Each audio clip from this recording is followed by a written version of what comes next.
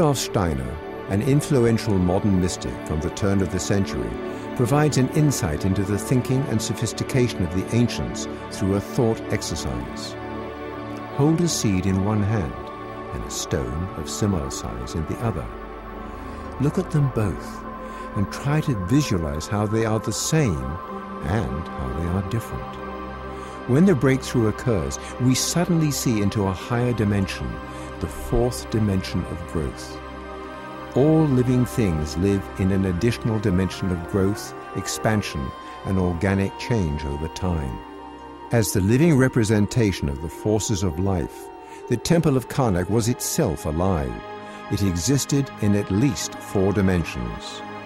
In a stunning but not isolated example of 4D architecture, the temple itself not only grew, but grew in accordance with natural law. It was for a time host to Amun. It was animated by the wave of life, continuous construction passed down through the centuries like a torch from one generation to the next.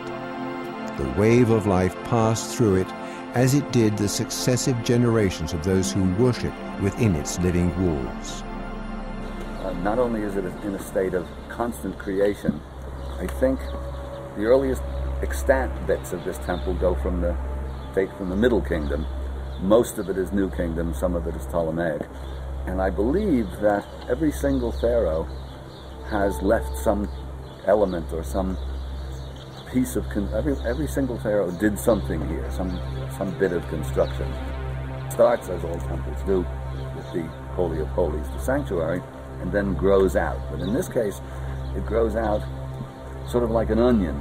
In other words, it's in layers that go continually out and out and out and out. They're all together 10 pylons here, I think 6 this way and 4 that way. So it's continually expanding.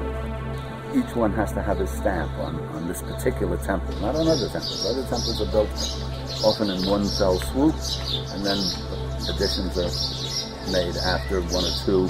But here, every single pharaoh does something or another. And I think that's part of the overriding plan. This 500-year extended exercise in high magic.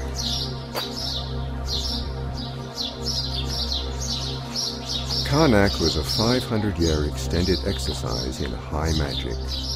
As each generation passes the torch to its successors, ensuring the continuity of human life, each generation continued the development of the temple according to the universal laws of growth.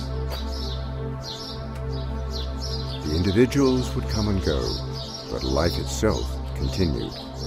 The House of Life was the embodiment of this divine continuity. What kind of culture, what kind of mind creates a blueprint that utilizes time as a dimension of the structure, perhaps as a function of the structure?